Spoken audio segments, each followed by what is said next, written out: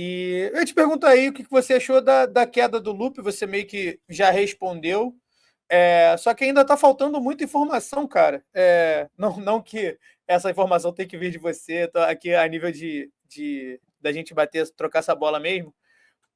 De manhã eu vi que o PDT não fazia mais parte do governo. E aí, de tarde, no ICL, o Dorinaldo Malafaia, do PDT do Amapá, ele falou que o PDT ainda faz parte da base do governo, sim, por enquanto. E aí, como é que a gente fica, né? A direita, tudo bem, a gente até vê alguns rachas na direita, mas muito mais a nível de militância do que a nível institucional. E como que a gente. O que você faria?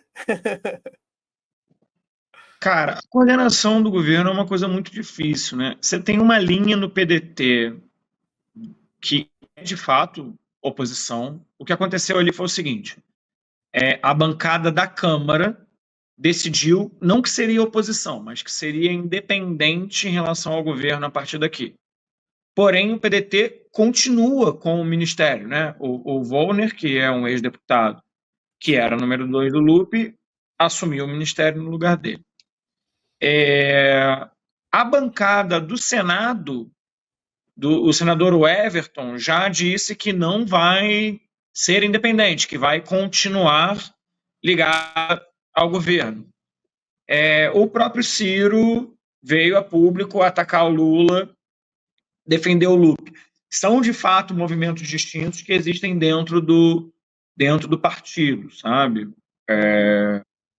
Mas é isso. Ali o que aconteceu e que teve esse posicionamento é da bancada da Câmara, né? Que são 17 deputados, não é uma bancada pequena, né? Para as dificuldades que o governo tem hoje. Mas que eu acredito que o PDT vai continuar votando junto com o governo a maior parte das pautas, né?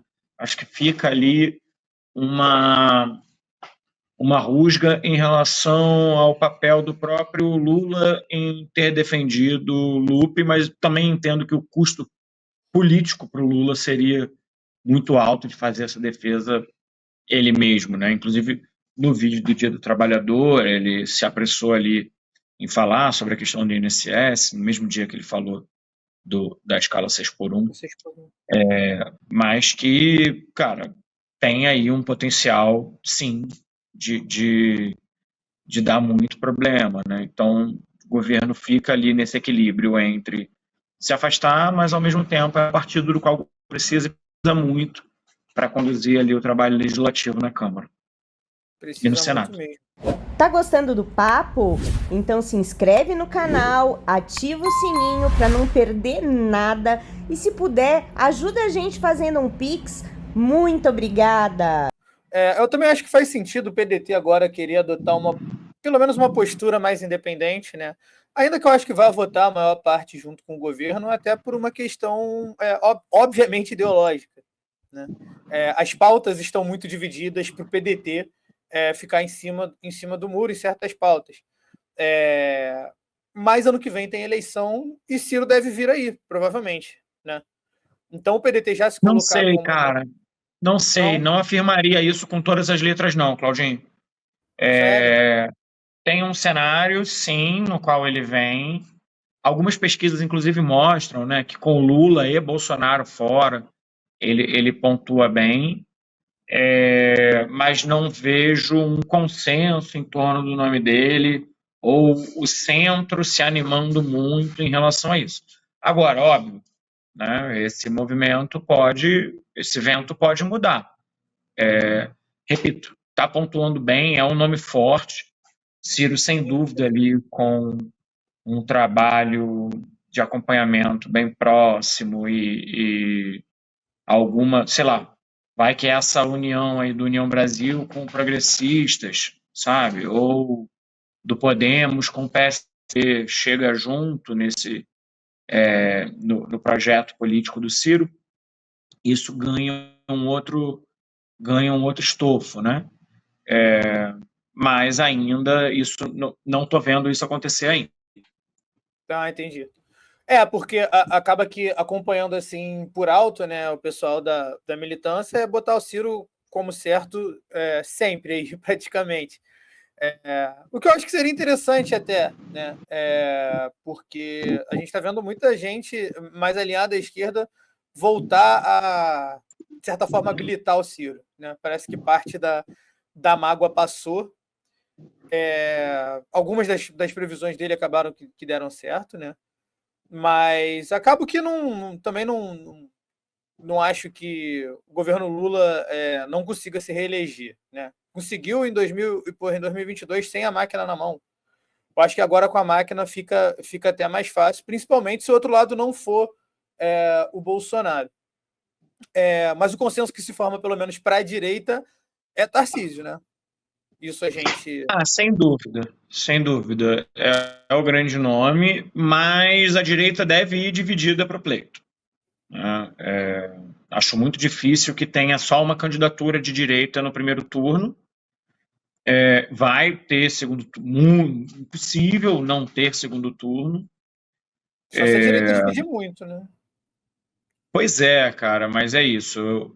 Eu vejo eles, na verdade, se a gente for pegar as manifestações ali de anistia aos golpistas do 8 de janeiro, estavam todos ali em cima do palco juntos, né? Zema, Ratinho Júnior, o governador de Santa Catarina, o próprio Tarcísio, Caiado. Então estava ali a União, estava o Novo, tinha gente do PSD, que é o Ratinho, né? Então tinha uma força política grande ali nesse ato. É um assunto que uniu eles, né? Tem outros que os afastam. Agora, tenho para mim, cara, ainda que quem for ali o abençoado de Bolsonaro, e tudo indica que vai ser Tarcísio, essa linha vai ter muito peso na escolha final. Eu concordo. E o Tarcísio, ele também meio que conseguiram, por mais que não seja o perfil de moderado, de certa forma, foi bem colocado nele pela mídia. E a mídia não chega a disfarçar que é o que o apoia, né?